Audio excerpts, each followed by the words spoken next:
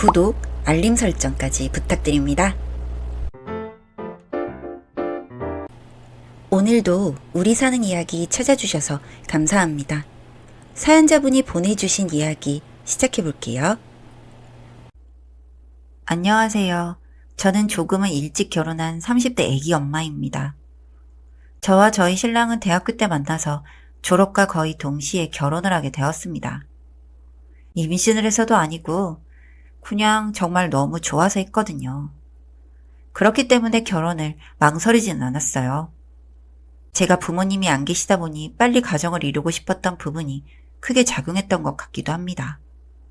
결혼을 하게 해주는 동시에 시부모님은 아기를 낳을 것을 강요하셨고 저희는 제가 25이 되던 해에 출산을 했어요. 제가 어린 나이에 결혼과 출산을 하다 보니 주변에서는 혼전 임신을 한 게 아니냐, 뭐 어릴 때부터 남자들이랑 잘 놀고 그런 게 아니냐, 그런 말들이 많기는 했습니다. 하지만 저는 부모님이 안 계시고 할머니 손에 자라서 할머니께 꼭 손주를 안겨드리고 싶었던 마음이 컸기 때문입니다. 할머님은 연세가 있으셔서 요양원에 있으시고 그런 비용은 할머니께서 다 알아서 내고 있으셨거든요. 부모님의 이야기를 듣진 못했지만 사고로 돌아가신 걸로 알고 있어요.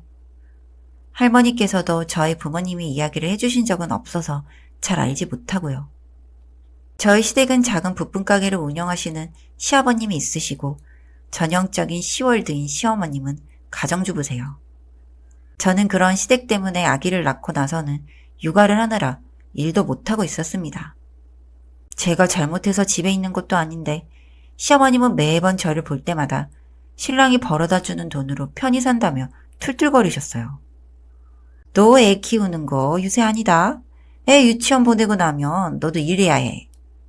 네, 저도 얼른 일하고 싶어요. 그리고 둘이 벌어도 절대로 신랑 무시하고 그러면 안 돼. 가장은 누가 뭐래도 가장이야. 그쵸, 알고 있어요. 네가 잘 못하면 힘들게 너 키워주신 할머님이 욕먹는 거야. 알지? 잘하자. 시어머님은 늘 저런 식으로 말로 저를 무시하시고 제가 버릇없이 굴면 할머니가 욕을 먹는 일이라고 했습니다. 제가 대들 틈을 안 주는 저의 아킬레스건 같은 말이었어요. 시간은 빠르게 흘러서 아기가 3살이 되었고 저는 아기를 어린이집에 보내고 일을 하러 가야 하는데 이미 나이는 차버렸고 일을 해본 적이 없는 저를 뽑아주는 직장이 없다는 걸 그제서야 피부로 느끼게 되었습니다. 저와 같은 학과를 졸업하고 학점도 저보다 더 안 좋았던 신랑은 번듯한 회사에 취직해서 꼬박꼬박 월급 받고 워크숍 다니고 친구들도 만나고 하고 있더라고요. 저보다 뛰어난 게 없는 신랑이었는데 군대에 다녀오고 편히 일을 하는 그 모습이 너무 부러웠습니다. 일은 힘들어도 계속 일을 할 수 있다는 안정감이 있었으니까요. 그런 저는 일할 수 있는 곳이 없어서 아르바이트를 하게 되었는데 그마저도 아기 때문에 여유롭게 할 수가 없었습니다. 어린이집에서는 조금만 문제가 있으면 엄마를 어린이집으로 불렀고 신랑에게 이야기를 해도 쉽사리 회사 밖을 나올 수 없어서 결국엔 꼭 제가 일을 하다가 어린이집으로 달려가곤 했습니다. 그래서 저는 어렵게 구한 아르바이트마저 오래 다닐 수 없었어요. 그러면서 시어머님은 밥벌이도 못한다고 하면서 시아버님 회사에서 일을 하게 자리를 만들어준다고 하셨습니다. 저는 그렇게 시아버님의 가게에서 격리 일을 하게 되었습니다. 아무래도 시아버님의 가게이다 보니 적어도 아이가 아프거나 할 때 시간을 여유로이 쓸 수 있는 것은 좋았습니다.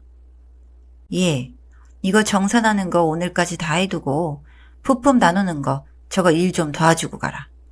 애 6시에 데리러 간다 했지? 그거 내가 데리러 가마. 네? 부품 나누는 것까지요?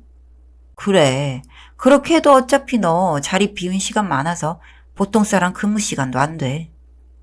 시부모님이랑 같이 일을 하는 것만 해도 불편하고 싫은 일인데 저는 그렇게 1년은 일을 했습니다.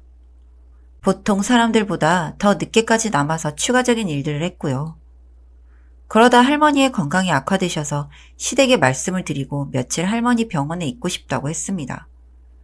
회사 일은 급한 게 있으면 잠시 나와서 하겠다고 말씀을 드렸고요. 그런데 제 말을 들은 시부모님의 표정이 종이장처럼 구겨지더니 어이가 없다면서 이야기를 했어요. 할머님이 돌아가신 것도 아니고 돌아가실 것 같으니 병원에 가 있겠다는 건 뭐니? 그런 거 일반 직장 같으면 말도 안 되는 일이야. 아버님, 제가 일하는 시간과 급여도 일반 직장 같으면 말도 안 되는 거 알고 있어요. 뭐? 기껏 일하게 해줬더니 대드는 거니? 혼자서 저 키워주신 할머님이세요. 아기 때문에 자주 찾아뵙지도 못했고요. 정말 유난이다. 지금 회사 바쁜 거 뻔히 보이면서 그게 말이 나와? 출근해. 출근 안 하면 가만 안 둬. 저는 가봐야겠어요. 꼭 저렇게 부모 손에 안 큰 티를 낸다니까. 너 그러고 가면 니네 할머니가 참도 좋아하시겠다. 그리고 그 다음날 오전에 저희 할머님은 돌아가셨습니다. 그날 일이 끝나고 병원에서 잠을 자고 결국 다시 출근을 했는데 가늘게 숨을 쉬던 할머니를 보면서 차마 떨어지지 않은 발걸음을 옮겼습니다. 할머니를 욕되게 하지 않겠다는 생각이 되려 할머니의 임종을 지키지 못한 거죠. 저는 시댁에게 너무 화가 났고 일을 하는 그 순간에도 눈물이 멈추지 않았습니다. 할머니가 돌아가셨는데 급한 일들이 있으니 하고 가라는 시아버님 때문에 장례식장으로 바로 가지도 못했습니다. 결국 할머니의 임종 소식을 듣고 5시간이 지나서 할머님의 장례식장에 갈 수 있었습니다. 몇 시간 뒤 할머니의 장례식장에 오신 시아버님은 제 머리채를 잡고 흔드셨습니다. 할머니의 친척분들이 그런 시아버님을 막아섰고요. 눈에 보이는 게 없는 시아버님은 여전히 저에게 달려들면서 말했습니다. 너 이 망할년, 너 일부러 그런 거지? 네? 제가요? 그보다 장례식장에서 이게 무슨 짓이세요? 너 내 돈 어디로 보낸 거야? 아버님, 회사 일은 나중에 이야기해요. 저 지금 그럴 정신 없어요. 시아버님은 그런 저를 보시더니 제 뺨을 확 때리셨습니다. 너 사망보험금을 털어서라도 내 돈 물어내. 저희 할머니 사망보험금 같은 거 없으세요. 그냥 나가주세요. 네가 회사 돈 잘못 송금했잖아. 그것도 1억 7천만 원이야. 시아버님이 저에게 맡기신 업무 중에 직원들 급여 송금이 있었는데 그 일은 굳이 제가 아니더라도 신랑도 시아버님도 본인이 할 수 있는 일이었습니다. 그런데 굳이 저를 말리시니 저도 기분이 나빠서 직원들에게 급여를 송금할 때 몇몇 외국인 직원들에게 0을 하나씩 더 달아서 송금을 했거든요. 예전에 어디선가 돈은 잘못 송금이 되어도 받은 사람이 동의를 해야 돌려받을 수 있다는 글을 본 것 같아서 우발적으로 그랬습니다. 결국 시부모님은 할머니의 장례식장에서 친척들의 손에 이끌려 나가게 되었고 5만 장이 다 떨어진 저는 시댁의 폭력을 무기 삼아 이혼까지 했습니다. 시아버님은 이혼을 하는 와중에도 계속 소송을 걸 거라고 이야기를 하더라고요. 어차피 4대 보험도 똑바로 안 넣어주고 이혼시킨 주제에 뭐가 그렇게 뻔뻔한지.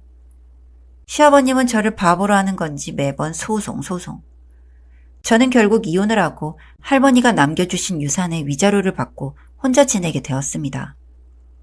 지금은 이혼한 지 시간이 좀 흘러서 벌써 아이가 초등학생이에요. 가끔씩 시아버님이 가게를 하셨던 자리를 지나가곤 하는데 지금은 가게를 허물고 다른 가게가 그 자리를 지키고 있습니다.